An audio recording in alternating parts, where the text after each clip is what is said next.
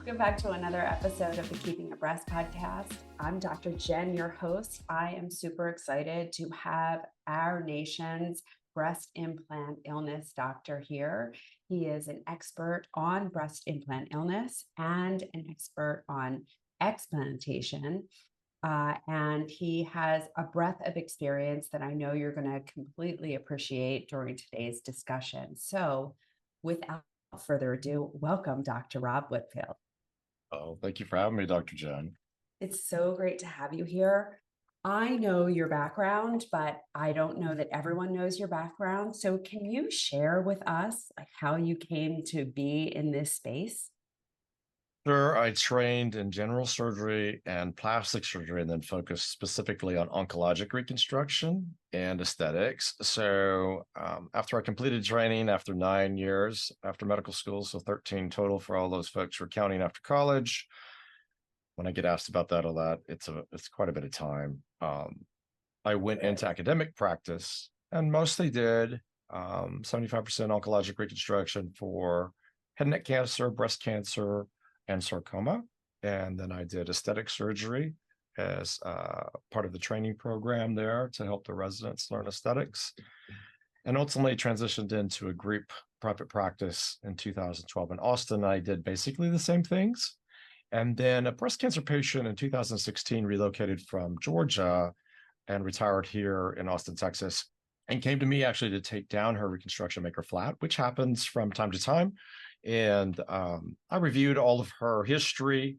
She didn't have anything on examination, no physical findings, no capsular contracture, hadn't been radiated. And it was a pretty straightforward surgical plan. I took care of her because of a medical condition. She was just watched overnight in a hospital. And so at a week, we traditionally follow up with everybody and review all the laboratory findings. So when we take down a reconstruction, I had always, from training, just taken down the same way.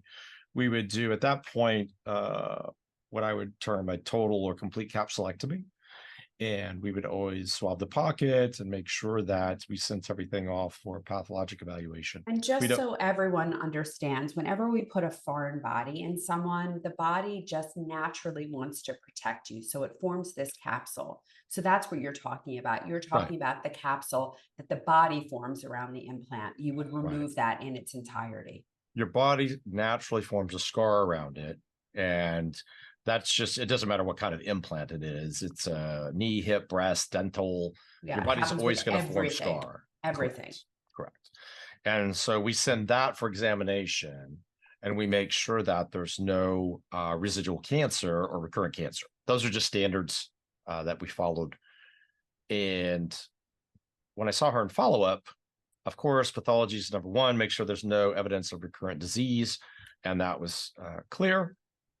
And then on her information to really look at any microorganisms, so bacteria, fungus, mycobacterium, things that are contaminants. She had an E. coli, and for the audience, so the E. coli's or any substance that's on a surface that's a contaminant is reported a certain way on the report.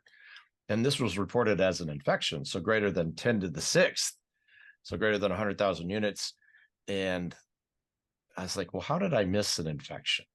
That was a little perplexing to me. So I went back and I looked at her photos and went through my notes, and her main symptom just was fatigue, which is very common in patients who've had cancer treatments. They have a lot of problems with bone marrow suppression and are just, they have a lot of chronic fatigue problems. So that wasn't a Yeah, new finding. especially those that have been treated with Right, chemotherapy right. and Which she people had. who are on aromatase inhibitors, because it has profound effects on our mitochondria, which are our Right. energy building units of the cell. So that was the only thing she had. That was it. Out of curiosity, why did she want her reconstruction taken down? Was it fatigue? No, Did no, she she just wanted somehow to be think that that flat. was related? She just wanted to be flat. Okay. Was there a problem with her reconstruction? Like Nope. in retrospect, could there have been something somewhere along the line? No, she had a pretty uncomplicated history without any revision. So it wasn't one of those Oh, things where wow. Usually there's a sequence that leads to that problem, but she didn't have a sequence. That was evident. And fatigue was her, number one issue, but had no alterations in blood work or any abnormalities that you would suspect from an infection. So I treated her based on the sensitivities for the E. coli, and her fatigue resolved to a much, different degree. And I believe it was her who put me on a message board or something related in social media. And I just had patients start coming to me for explants, and I was a little concerned that we were missing things here that were potentially infected because, sensitivity of the techniques we're using. So for the audience, the technique I used was basically taking a sterile, what you would think a culture swab looks like a Q-tip, and just swab the area. And then you put it in a vial and hand to the team in the OR. And then that goes to the lab, and the lab then wipes that on a little agar plate, which is a plate filled with gel, and they put in an incubator, and then that grows if there's bacteria on it. We did that successively and did not send quantitative cultures. I'm in a private practice environment here in Austin, Texas. There's not an academic center to really do quantitative cultures, and I'm doing these at surgery centers. So there's some limitations on where we're operating. And so fast forward, I was doing that for the first couple of years where I had sporadic amounts of clients coming for this. And then in Q4 of 19, Q4 of 18, I had a patient come from New Orleans to Austin for an explant because she had family here, wanted to stay with her family and have her surgery. Her background was she was an ICU nurse. And you and I both know what kind of exposure risk that puts you in when you've been in nursing for a long period of time. You basically see everything. Right. And get exposed to everything. That is a very worrisome client for me to get because they've been exposed to all sorts of things. Yeah. And she had a lot of fatigue, a lot. And so I presume she was infected based on that previous experience, plus her occupation and what she was describing, and no laboratory abnormalities, no change in her white blood cell count for the audience, because we always look for that. But these people aren't coming in with pain necessarily, right? Because when we think of an infection, we think of like red, painful, swollen, all the things that go along with what we know to be infected, right? But I'm glad you're teeing this up for me so I can explain. Yeah. Yeah. Right. So these people don't look infected, they don't act infected. They're in the prodromal phase of infection. So they're before infection. So I took this patient to the OR, did her explant, and she had just a slime layer on her implant. And so for the audience, you'll hear things called gel bleed, which is implant material that's silicone leaking out, or the destruction of, we'll say the shell is just disintegrating.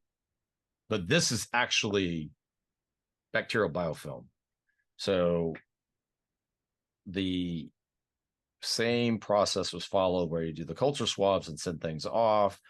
There's no evidence of cancer, but her cultures came back nothing.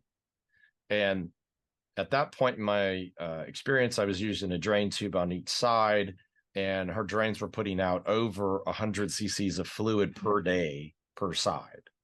So that's an infection, and until proven otherwise. So you can do a couple things. You can culture the drain fluid, as you know, and that can be fraught with all sorts of red herrings. You can do empiric antibiotic therapy, which means based on Dr. Jen and my experience, we decide what we should try to treat with based on what we see in our communities and our experience, and that's what I did. So slowly but surely that drain output diminished per side. But you knew immediately when you saw this that this was infected. Like this one was obvious, right? Yeah, this was biofilm. I mean, it's not a ruptured implant. That's very different. So for the audience too. So implants after, we'll say 2006, have more cohesion. So they're more like gelatin versus syrup. So this was a cohesive implant, which would not leak like syrup. So it wouldn't have that kind of slimy feel. And I, I was so upset by this because I went out and told her husband, I'm like, this is infected. She's going to get better. And then the results came back. And of course, it says nothing because the standard culture technique I was using, because of the biofilm protecting the bacteria, it could not grow on an agar plate. So for everybody listening, certain types of bacteria readily produce biofilm, which is, think of it like a sugar coating, like a little goo coating that protects the actual bacteria from your immune system attacking it and killing it. So it's easy to get these on implants because implants are foreign bodies. They have no blood supply. So your body can't actually do anything with it per se. And certain bacteria readily form these, and they're back here in our skin, etc. So at that point, I was like, okay, we're going to stop and rethink what we're doing here. So I switched to quantitative PCR analysis for all of my patients. So PCR, now everybody understands what PCR because of the pandemic. It was Right. used to identify the virus. So we use quantitative PCR. So we get sequencing of about 150 different types of bacteria, fungus, and mycobacteria. So we'll just use numbers. So in my practice, I have over 1,000 consecutive quantitative PCR cases where I know what's on the surface of a breast implant after it's been taken out, because I've done that many, using quantitative PCR. And so about 30% of the time in our practice, there's an identifiable microorganism, and it's a bacteria. And the most dominant bacteria is Cutibacterium acnes, which used to be called proprion bacteria. And it's found in the highest concentrations in your face, shoulders, and chest. Doesn't explain how it gets in. People ask me, oh, how's this become a contaminant? So Dr. Jen and I, if we put an implant in, it can happen when we get it from the staff who give us the implant in the operating room. It can happen when we place it in the operating room in the patient. And then the most common and by far the most poorly understood way is hematogenous spread. So if you got a cold or a urinary tract infection, if you had somehow any bloodborne, skin infection, whatever, that's how you get bacterial biofilm after the fact. And that's by far, in our environments as we exist today, the most common way that I see that we get these. So you said 30% Yeah. of the implants that you explant Mm-hmm. grow, you find that they have organisms by PCR, Yep. right? So is that why we're seeing so much breast implant illness? Because there are all those unrecognized infections? Well, there's about 360,000 implants placed per year. And so times 10 years, 3.6 million, 30% of those, that's 1 million. As the profile is raised by your show and other shows I've been on, and more people explant and discuss it, I just look at breast implant illness as a very specific, in game of chronic inflammation. The medical device is one component of it, but as you know, there's lots of reasons to have chronic inflammation, and you can be someone who genetically just doesn't detox well. That's one component. You can have lots of different exposures in your environment, your food, your air, your water, that creates a toxic burden that you still have to detoxify that. You can have a terrible diet. You can have hormonal problems. There's just a lot of things that go into chronic inflammation, a mold exposure, a Lyme disease. We Right. have a lot of mold in Texas. So I basically deal with that routinely now and look for it. So you miss 100% of the things you don't try to find. Yeah, for sure. So do you think that what's happening is there's a bed of chronic inflammation and then you put a foreign body on top of it, and it is kind of the straw that broke the camel's back, in that we kind of exceed our ability to deal with the allostatic load? Or what do you think's going on there? Well, you have bimodal distribution. So you have people who get implants when they're young, we'll say 18 to 25 or something like that. Mhm. And then a second bump will be when somebody's done having children and they want to do a rejuvenative procedure for their their breasts after Uh-huh. breastfeeding. Um, Uh-huh. so those are just very different people.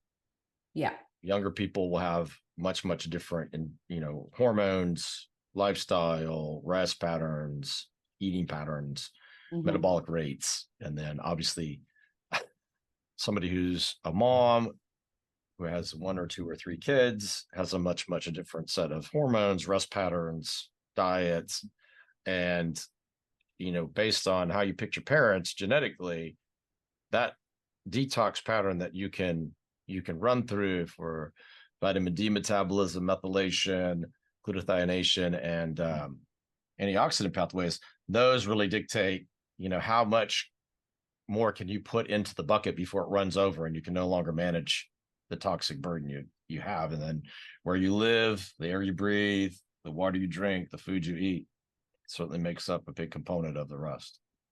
So you're talking about things that most surgeons don't talk about, right? Because most of the time when you go to a surgeon, they're not talking to you about detoxification pathways and methylation pathways and those kinds of things. Can you just describe your approach to someone who comes to you wanting explantation for whatever the reason? Sure. Yeah, most of the folks who initially would come to me were more purely suffering from a lot of symptoms related to breast implant illness and or as we think of it now, chronic inflammation. And now I have people coming with really two mindsets. They just want to lead a more holistic lifestyle. They don't want to have implants anymore. And they found that, much to what you just described, our program's a little different. We try to look at everybody, and we have a pretty rigorous pre-operative program where when you and I trained, it would have been you check somebody's blood count, you look at their electrolytes, you look at their chest x-ray and an EKG if they're of that age, and then they're either fit or unfit for surgery, needed to see a heart doctor or not heart, whatever. And now, although we obviously take all that into consideration, I'm more interested in the genetics and toxicity burden someone has to start off with, and then how can we modify their diet and level up their supplementation so we can help them get into a better position for surgery. Because I can obviously do the cases and take care of everybody, but that's just one component of how that's really going to be effective. And we use cell core for phase one detox for a lot of our patients undergoing fat transfer, because a bunch of people come to me specifically for that simultaneously as I do an explant. Now, I will say for fat transfers, there's a lot of, myths about them, like they don't work, or you lose half the fat, or so let's just put most of that to bed now. So Yeah, let's talk about that. if somebody comes in their 20s or early 30s, we'll say, and says, I want you to put fat in my butt, which is a Brazilian butt lift, or I want you to put fat in my breast area, which we just affectionately call it the Brazilian boob lift around here. The thing is, in those groups, hormones, metabolic rates, sleep patterns, diet, less of an impact on them than when they're in their 40s and 50s and 60s. So metabolically, like, what's the challenge is trying to identify what toxic burden they have, adjust their hormones so that they have enough hormone to actually recover from a surgical procedure, and get them on the right track on their diet and their air and their water intake to a point where you feel like, we're looking at a average 30-year-old instead of a average 50-year-old. So I feel Gotcha. like, the process for fat transfer to me is very easy. I've done several thousand fat transfers since 1998. That's not the problem. The problem is who keeps changing in front of me who's having a fat transfer. And so I'm trying to make sure by a really quality driven process that we're looking at all the different parameters and however we can help. And I'll tell people they're a no-go, or I'll tell people, like, you need to do this program before we embark on this so that you get your best possible outcome. I don't want to do anything that's, I don't feel like we're going to be able to put them in the best situation. Yeah. So who would be a no in that? What what leads to that 50% fat loss that people talk about after a fat transfer? I think it's who you would suspect. It's somebody who's got a high tox burden and you don't know it. Hmm. So maybe they have a big triclosan exposure. Maybe they have a bunch of insecticide exposure. So they've all Hmm. this got this percaptopuric acid metabolites. And those all, it's high level, but anything that leads to stem cell deactivation or any kind of limitation in that setting is going to affect a fat transfer, because a fat Hmm. transfer is taking fat and its associated cells. Some of those are the stem cells, some of those are the vascular regenerative cells that are connected like a cluster of grapes, and you move it over. So it's dead until it's healed. But if the healing process is not able to be, we'll just say activated properly and initiated like it would at a young person, then it's not going to happen.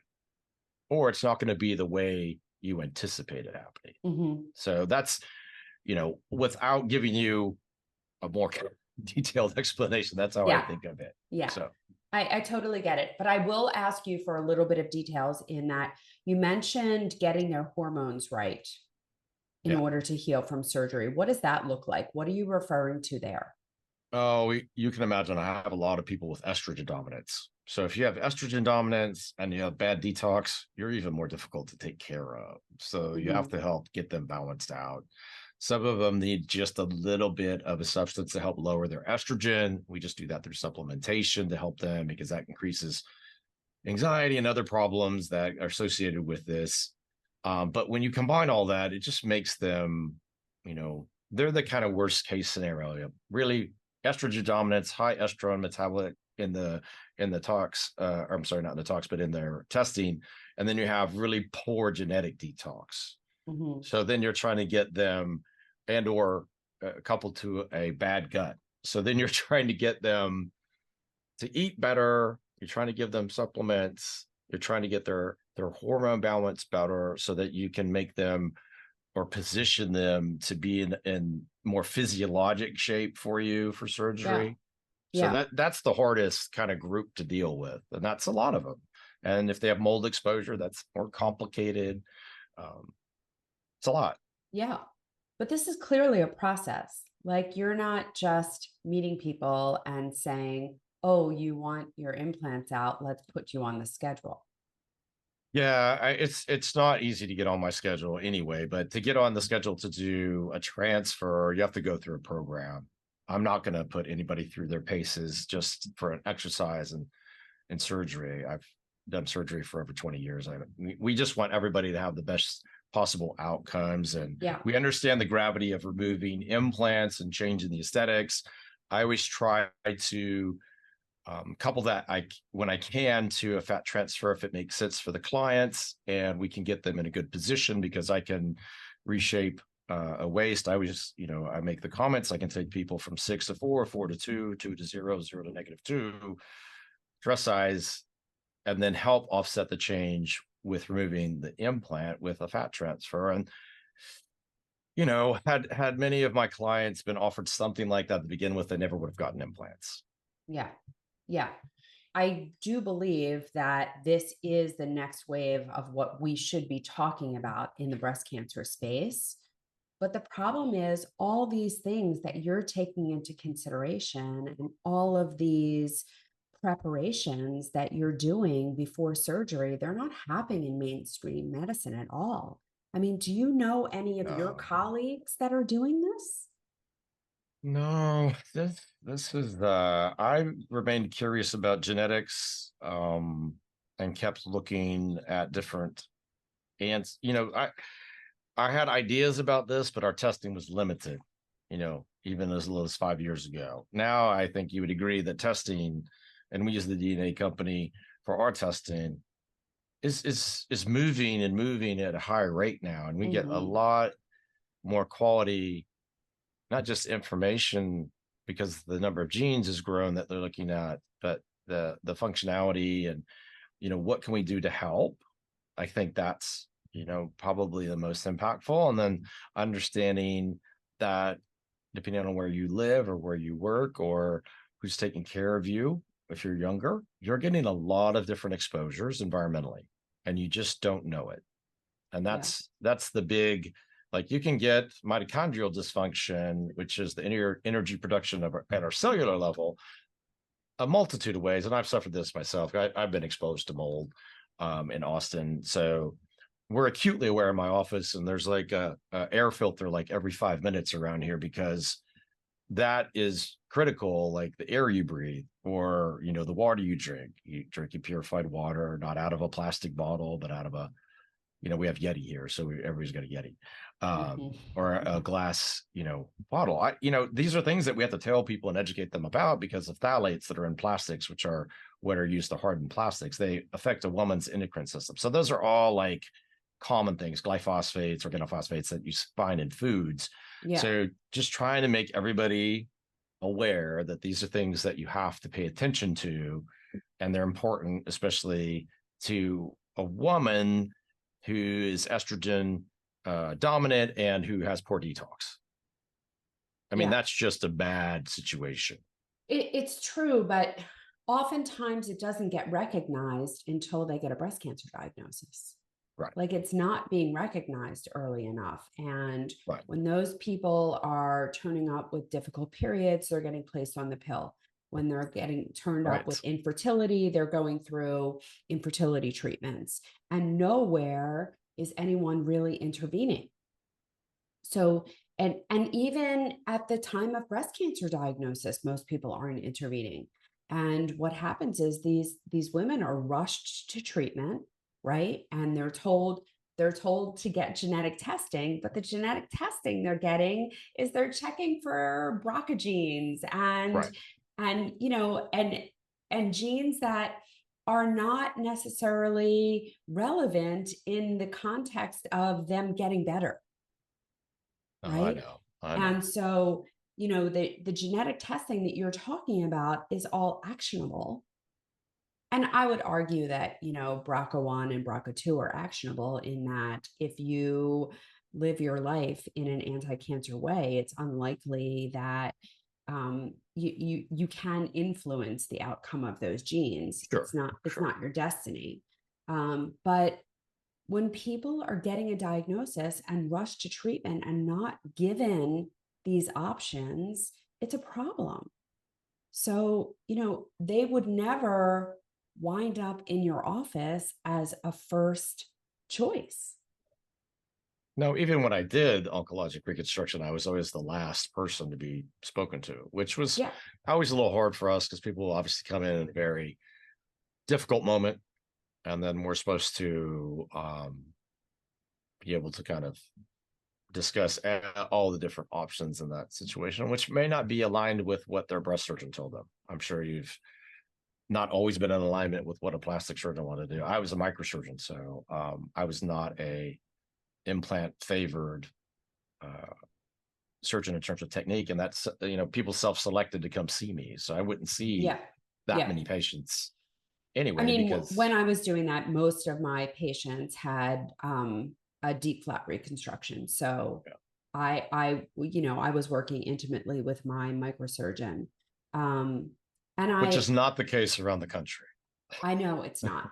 But that's because the availability of microsurgeons is still not they're still not readily available. Not everyone has a microsurgery program. Right. So maybe talk about the different reconstructions a little bit, but mostly I want to make the point that people have time to like do their investigation and really make a decision that's right for them. Yeah, they're always, based on their timing, and all we can do from my perspective was discuss what options we could provide, and that included, of course, a a version of an implant-based reconstruction, if that's the decision. The thing is, what does that look like? Because sometimes you don't know what therapy ends up being until obviously afterwards. Yeah.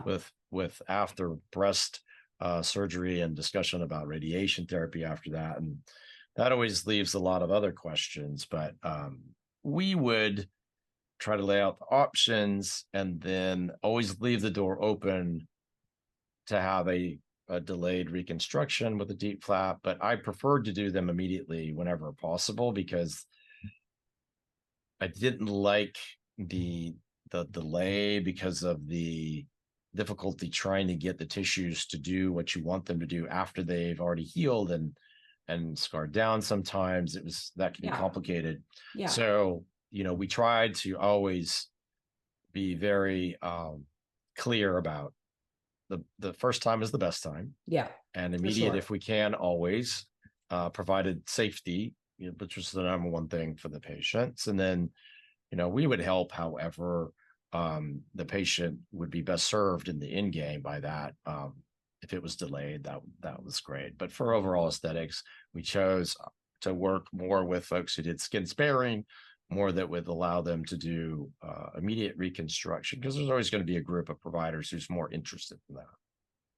Yeah. I mean, in my experience, if you're not ready for surgery, in that if you're not healthy enough for a reconstruction, you're probably not healthy enough for the initial surgery either. And Most of the that's a time, big, yeah. yeah, that's a bigger problem, right? So if you're saying to someone, well, you're okay to have a mastectomy, but you're not okay to have a reconstruction, there's something wrong with that thinking. And I would keep looking. Yeah, we were Right. very efficient too. We had done over 1,000 surgeries, 1,000 deeps with a 95% success rate, usually under 4 hours for bilateral. So we had done so many, and just so the audience understands, obviously this is something that requires a level of expertise and repetition and working with a provider like yourself. So it's a lockstep. It's not disjointed. There's always a flow to doing everything in the operating room, Yeah. and that's best for the patients. Yeah, for sure. But don't call me because I don't do surgery anymore. Right. and And I don't do deep and don't flaps call anymore. Dr. Rob because he doesn't do reconstructions anymore. Not anymore. But but the point that people should take their time, know their options, because the consequences down the road are great, right? And if you rush into a surgery and you accept a lesser option and you have an implant reconstruction, this is something that is going to have a profound effect on your health for the rest of your life. And you see a lot of that. So can you talk a little bit about breast implant illness and what that looks like? As it relates to the cancer patient? I mean anyone really, Okay. but certainly anyone who has had um, implants placed for any reason. What Sure. does breast implant illness look like, and why should people be thinking about it? Well, I think I look at it now as a recognition of symptoms so that an allopathic physician, your GP would, you'd come with a series of complaints, headache, visual changes, um, and they'll consider something in your central nervous system. If you had, you know, pain in your joints or nerve pain down your leg, they'd be thinking something, in your musculoskeletal system. If you had something, stomach upset and abdominal pain and constipation, something obviously in your GI tract.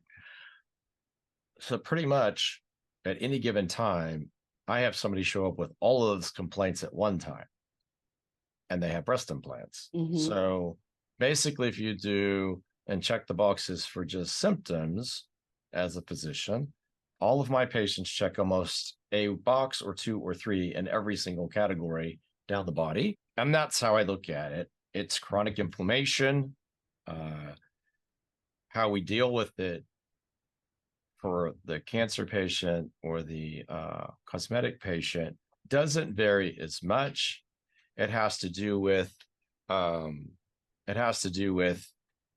the explant is part of the treatment plan, of course, but where are they starting from? And then we do our testing, which is part of our holistic accelerated recovery program, check their genetics, their toxicity profile, their gut microbiome, their hormone status, and look at a food sensitivity test to see what triggers can we take out of their day-to-day that will help reduce their inflammation right off the bat and adjust their diet and take gluten out and take dairy out and processed foods and decreased sugar, all things that are just coming, more Which, quite commonplace. frankly, if you have a breast cancer diagnosis, those things should be out of your diet anyway.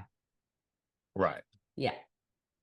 I mean, those are the things that, we start off with. So, before I used to do explants, and the whole thing after that was what happened, and about a third of them would get better right away within a few weeks, and then month over month there'd be changes in the other groups. And now, thinking back, like, those are just people who had more problems with detox. They had more toxicity to deal with and more problems.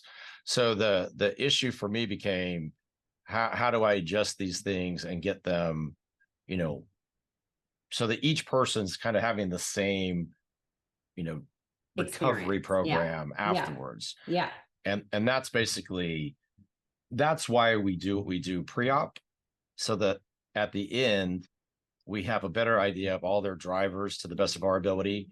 And then I don't have somebody recovering 2 years after surgery, but we're trying to get everybody on a month over month, quarterly basis to look the same the best we can. Of course, there's going to Yeah. be Yeah. variables, but it's a lot more even for us now, and the patient experience is better. So I would assume that there are some patients who are unwilling to make changes, and to them, you would probably say no because you're very results driven. Yeah, if they're not willing to put in the work, either with our detox program and or testing program, it's probably not the right fit for you to be in our patient population, Mhm. because we're really interested in doing the work to get you the best results. And I know, for doing this for over 7 years now, what are the drivers that contribute to the problem? The implant's just one of them. And if you don't address the other drivers, you're still going to be struggling with things potentially down the road, based on how you detox genetically, or what toxicity you already have, or maybe you live in a home that has mold, or there are just all these other things that, if you don't take into consideration, you're going to have a prolonged recovery, or not recover in the manner we see normally. Yeah. And we do still hear stories all the time about people who had suspected breast implant illness, and then they went and had their implants removed and they didn't improve. And so Right. I guess what you're saying is that there are other factors happening there, and the implant is just a part of it, but that you have to address all these other things. Right. So, how do you feel about implants in general? I mean, do you think that everyone should have them removed? I have a group of patients who come and see me just for advisement about this. So they'll ask me, like, what should I do? And we'll go through a review of systems. But invariably, when someone's like that and they're not having symptoms, you can imagine their genetics make it so they don't have as many problems with detoxification. So the answer is really in their genes, Mhm. not in having surgery. So if someone's having symptoms, they're going to funnel into me eventually. Um, I think there's a whole group of people that detoxify and lead a lifestyle that's, as you mentioned already, just like if you were given a diagnosis, you could adjust it, and they're already living that way. Mhm. So whether they have a hip, knee, breast implant, dental implant, neural implant, I mean, I've taken care of everybody's implant problems. Yeah. So that's just one component. All the other things we're talking about play a huge role. And then what do you think about lifespan of implants? Do you think that people should be removing them electively after a certain period of time, exchanging them? What do you think about that?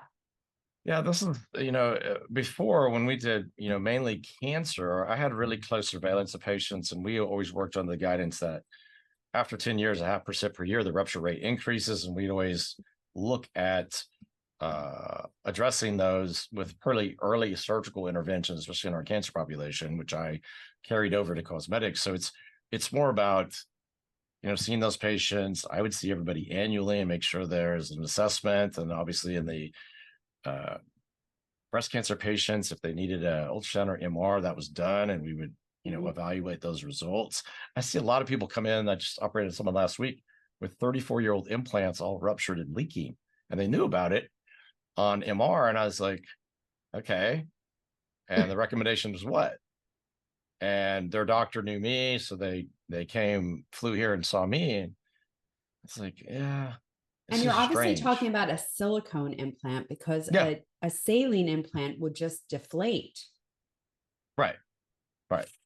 Um, That's always the case with this is like, I don't understand the follow-up because it's so anti, you know, how I would see and take care of people. So I didn't differentiate a breast cancer patient from a breast cosmetic patient because I can't have two protocols and follow-up. That doesn't make any sense. right. So I would always see them in the same, like annual follow-up. And if Yeah. obviously anybody called with a problem, we'd see them and assess them and go from there. So basically, I don't I don't know how you get to this point if there's follow-up. I try to follow people closely, especially when I'm doing these cases now, but I always have had a pretty uh I guess aggressive follow-up pattern. And I just didn't see But that. you wouldn't just exchange someone because of a timeline, like 10 years or 15 years or 20 years. I did in the You past. you did I did my just cancer because of patients the for age sure. of the implant. Yeah. That was we kind of got to that 10-year frame. Hmm. And many times during that process, they have already needed another procedure, and you may have already exchanged the device, Hmm. especially if they were radiated. So it was just a much more aggressive surgical program. And when you do and look at studies evaluating breast cancer reconstruction with implants, they always have more operations than somebody who had a deep flap. Yeah, for sure. So For sure. that was always going to be, and I don't want to maintenance. It was just part of the program, Yeah. and I didn't really differentiate. I would tell the cosmetic patient like, okay, you're getting close to 10. This is how I manage this. Normally, we would exchange Hmm. these, and that was always, obviously there's lots of factors that go into that, but I Hmm. would always counsel them that this is not a lifetime device. Yeah.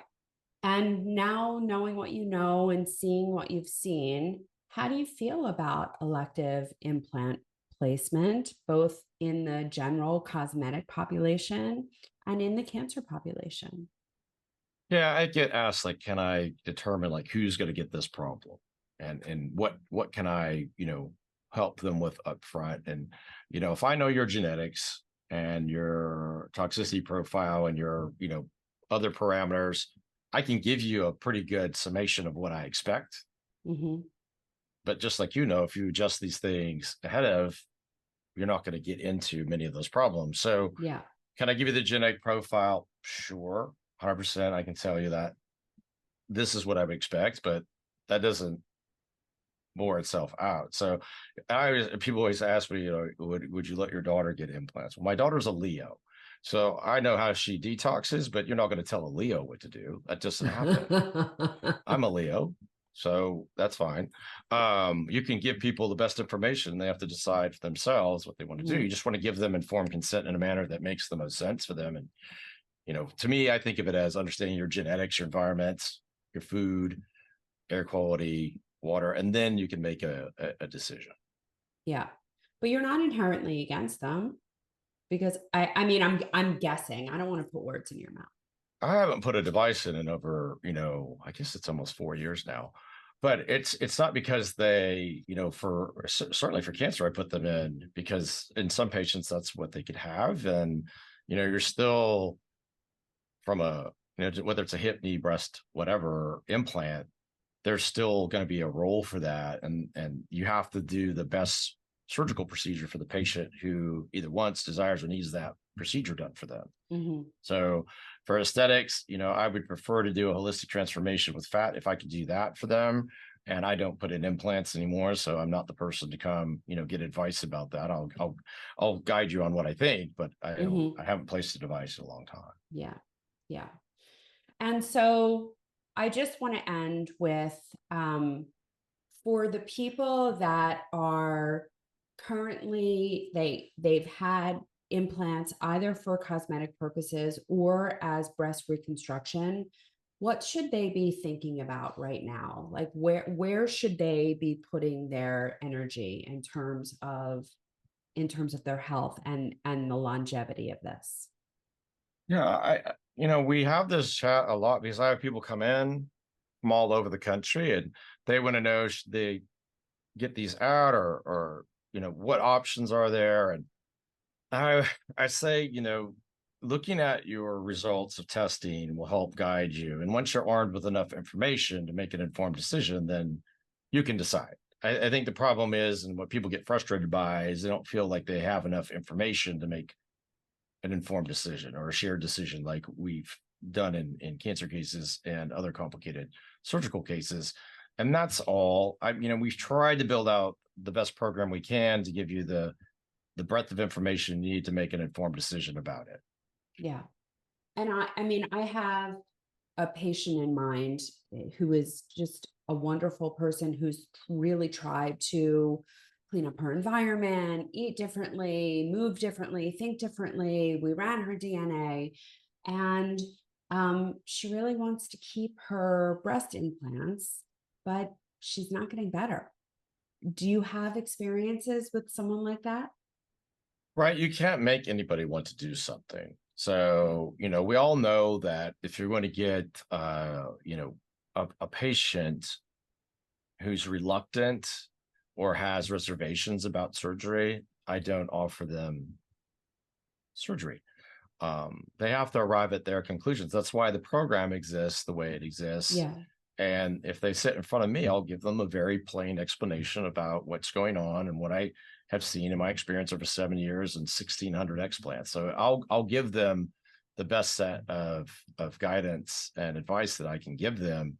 But you're always going to have a patient who's reluctant because it's a big body image change, psychosocial change, affects their relationship with their loved ones. Mhm. So there's all sorts of things in the atmosphere that can create problems for them that lead to them not wanting or refusing to do something that may be in their best interests. Yeah. Well, I love your holistic approach. I love how you really help to create health in every way possible for women who are struggling with this. And I'm just so grateful that you do what you do. How can people find you? So you can follow us on Instagram at Breast Implant Illness Expert. And then I have a website just for this for information purposes where you'll learn more about it and what we're doing, latest things in our clinic, breastimplantillnessexpert.com. And the same for our YouTube channel is just Breast Implant Illness Expert. So we try to give all the information in whatever format you find best to use so that we can just give you really what I've learned over 7 years that I feel is going to help you the most in your journey. Yeah, amazing. Dr. Rob, thank you so much for being here. Thanks for having me. It's Dr. Jen. Bye for now.